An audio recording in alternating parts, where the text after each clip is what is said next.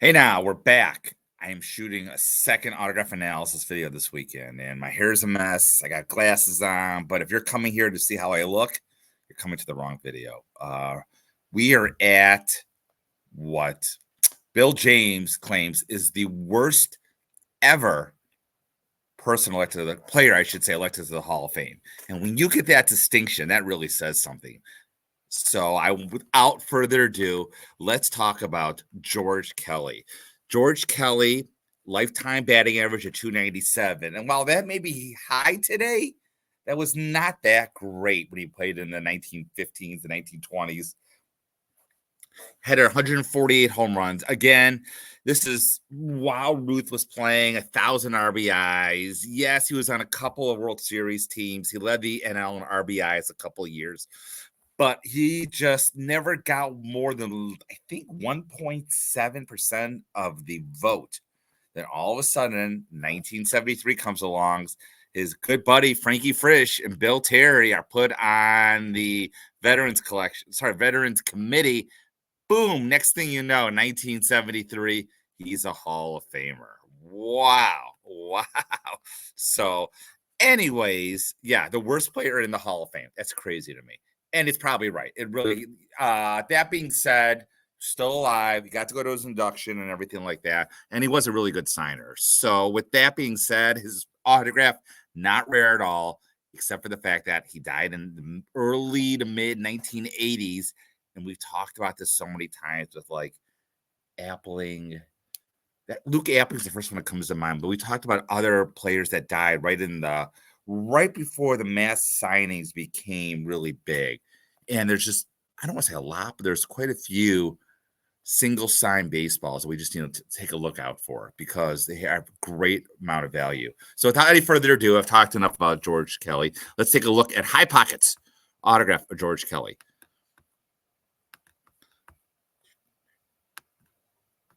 As always, we're going to start with the PSA database. And what Ron says is pretty much true is George Kelly had a fairly consistent autograph throughout his life. As you can see right here, it's a very rounded autograph. It's not really on a plane necessarily, like a flat plane.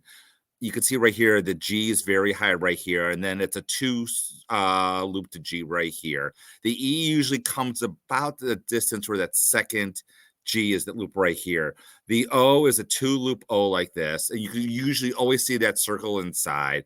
The open G is very common right here. And then finally, he ends it. Now, we get later in life, it's not as clean. The L is like always there. I don't think I've ever seen a George Kelly. I call him George L. Kelly because every autograph I see has the L in him, which is fine. It's good and everything. The L you can see leans to the right. His whole autograph kind of leans to the right as well.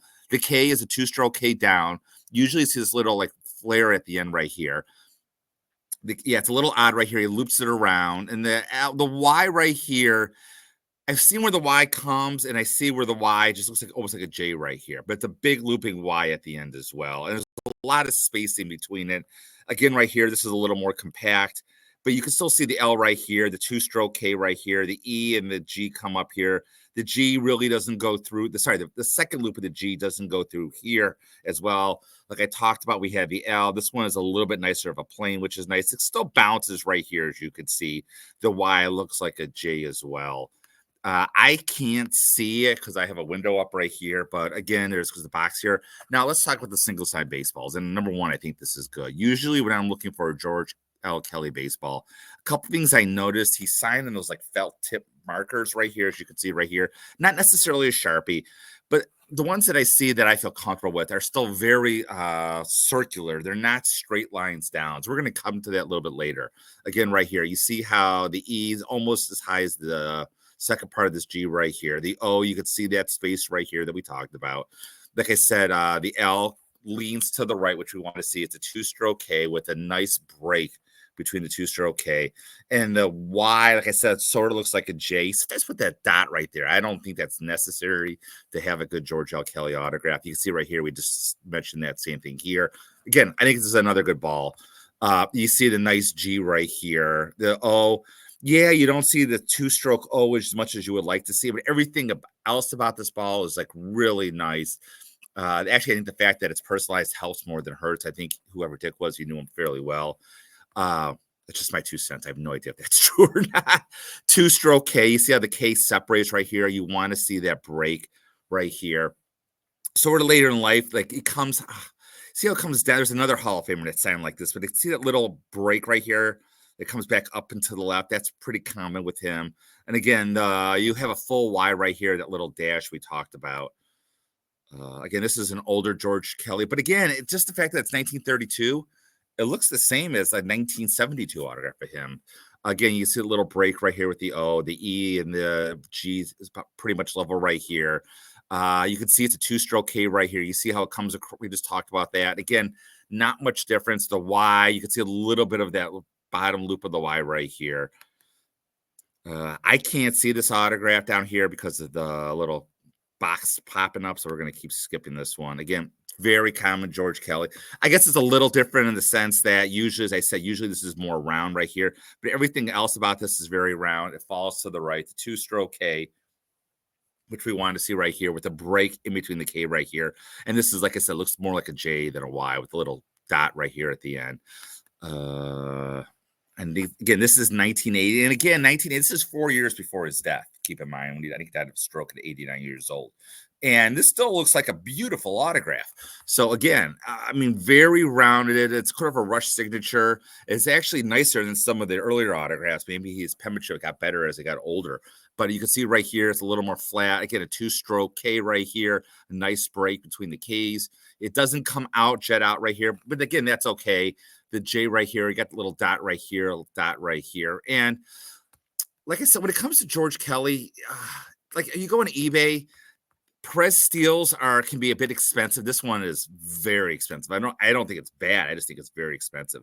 It's a little odd. Usually the most autographs he signed was the fact that if we blow this up here, I mean, the more I look at it, the more I'm not a huge fan of it. I mean, it has the O is usually closed right here. The L is a little more leading. The K usually doesn't come all the way over. Yeah, it has that little dash at the end. But and usually this G doesn't cross. So, I mean, I get it. It's in a holder. And it's an old holder, granted a PSA. And let me say this person who sells is one of the top sellers on eBay. His reputation is phenomenal. I've dealt with him before many times. So again, I'm just personally not a huge fan of this George Kelly autograph. There's plenty of other George Kelly autographs on here. I'm not going to stop on eBay. You can get a signed check for his for like $25. But I want to get to these signed baseballs right here. So single signed baseballs is what I looked. And you could see right here, like these are signed. This is 1970s. This may have been signed even later. But again, like this sold for $3,000 a while ago. And you're getting expensive with these baseballs because they were signed in a period where he didn't do mass signings on the autograph circuit. A lot, even though he was a great signer, he signed mostly from home. And I think this ball is fine. I think this ball is great. I don't know what a value of a single sign baseball is because I don't collect those necessarily. But again, you see the loop right here, the E and the O come out, the L right here, two-stroke K jets out right here. This is a little bit higher and everything. So let's go back to Heritage. And this is the one baseball that really just looked odd to me. And I'll explain why in a second. No, not that one. This one right here that sold for $3,800. The highest price single side baseball that Heritage sold. And I'll tell you why I'm not a huge fan. Yeah, if you can go in. So remember we talked about earlier, I said his autograph is very rounded. If you look right here, some of the weird things just to me, it looks almost here, instead of a two-stroke K, it's a three-stroke K. You see it comes down. He took his pen off. It comes back right here. This doesn't have the slant, even though the L is slanted. It doesn't have the slant I prefer. This G right here looks more like straight up and down. Same thing with this straight up and down. I want to see nice rounded letter formation with all this stuff. And I like it more spaced out. I mean, just compare this and I'll pull the next one.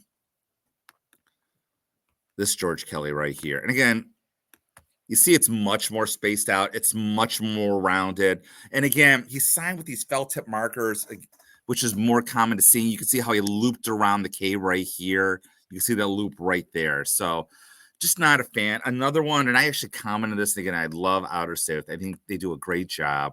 And I rarely comment on them. I know they don't like when outside people comment. I did this 2 years ago. I was not a fan of this. This G just looked really off to me. It looks almost like an 8 to me. I didn't like the E was so close to the L. I didn't see how the K went through. Sorry, the second stroke of the K went through this K. Very uncommon for him. Same thing with the G going through this G.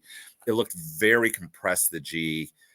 Just not a fan at all of this autograph personally. So that is a lot of George L. Kelly. I did 10 minutes of it, of an autograph that really, unless you're buying a single sign baseball, shouldn't cost you more than $20, $25 to acquire. Like I said, a great signer. So we're going to move to a great signer, to one of the nearly impossible people, and arguably the first superstar in baseball history, and that is Mike King Kelly. I'm going to try and find that right now. But until then, as always, keep collecting.